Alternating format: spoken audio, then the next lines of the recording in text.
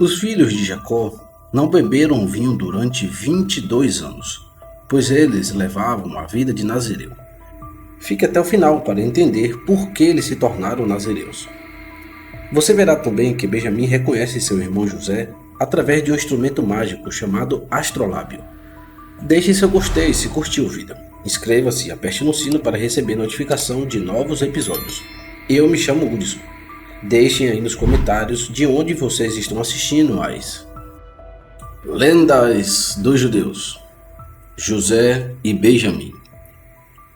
Grande foi a alegria de José quando seus irmãos estavam diante dele e Benjamim estava com eles.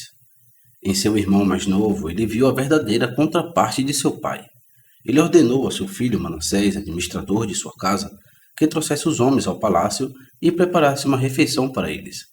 Mas ele deveria ter o cuidado de preparar os pratos de carne na presença dos convidados, para que eles pudessem ver com seus próprios olhos que o gado havia sido abatido de acordo com as prescrições de ritual, e o tendão do quadril que fica na cavidade da coxa havia sido removido.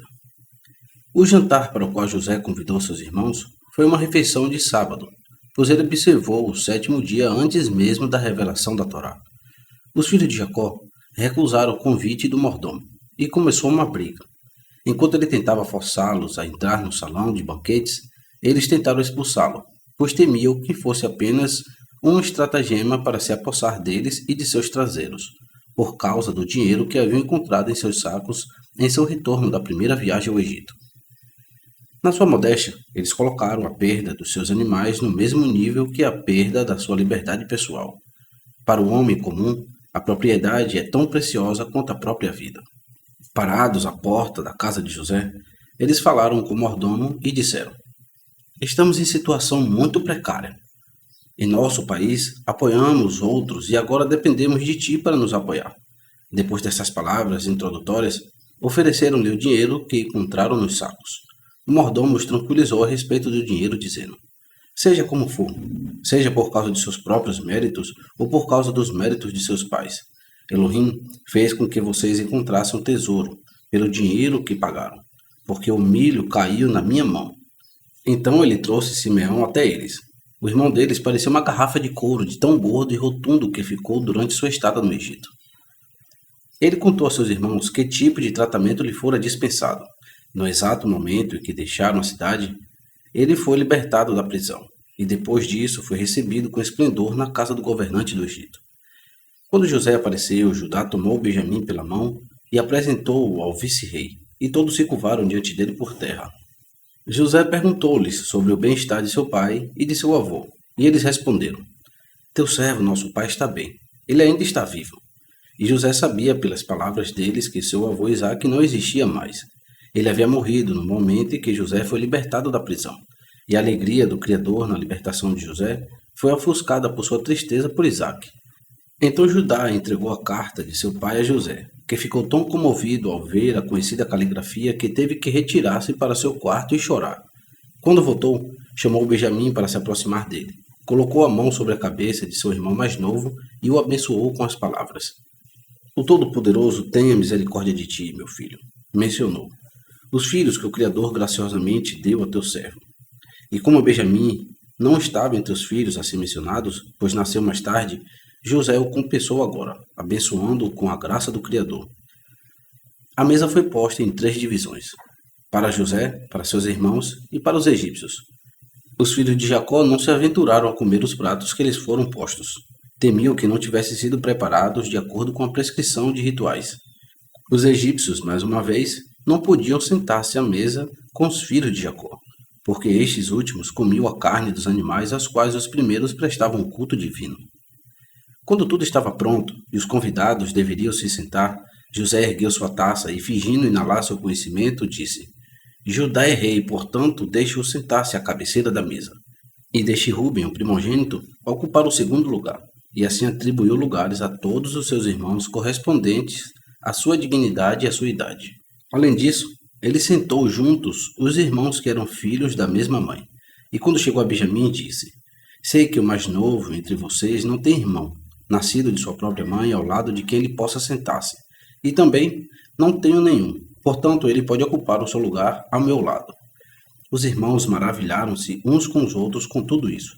Durante a refeição, José pegou sua porção e a deu a Benjamim. E sua esposa, Senate, seguiu seu exemplo, e também Efraim e Manassés, de modo que Benjamim recebeu 4 porções além daquela que havia recebido como os outros filhos de Jacó.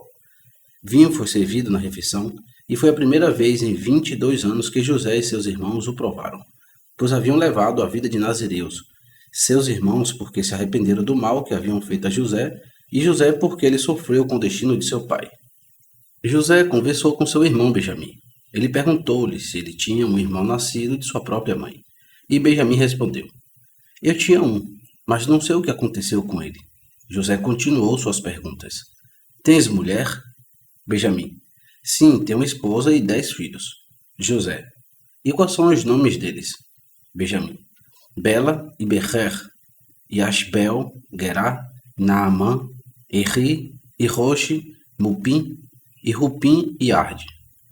José: Por que lhes deste nomes tão peculiares? Benjamim: Em memória de meu irmão e de seus sofrimentos. Bela, porque meu irmão desapareceu entre os povos. Becher: Ele era o filho primogênito de minha mãe.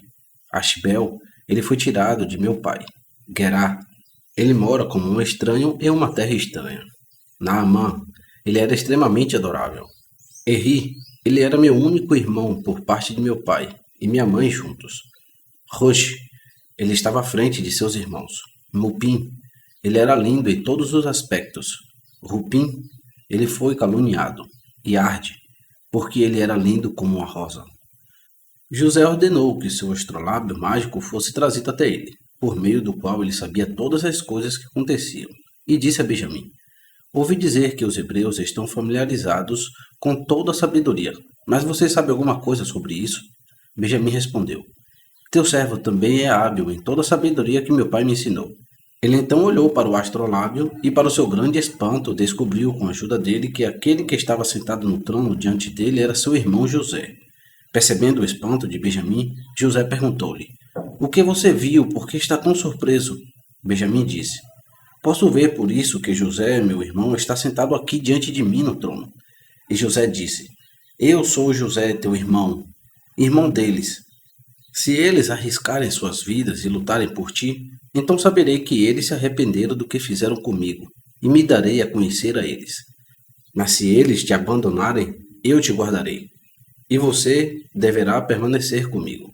Eles irão embora, e eu não me darei a conhecer a eles. Então José perguntou a Benjamim o que seus irmãos haviam contado a seu pai depois de o terem vendido como escravo. E ele ouviu a história da túnica mergulhada no sangue de um cabrito. Sim, irmãos, disse José. Depois que me despiram o casaco, entregaram-me aos ismaelitas, que amarraram um avental em minha cintura, me assaltaram e me mandaram fugir. Quem me bateu e o matou e seus companheiros ficaram alarmados e me venderam para outras pessoas.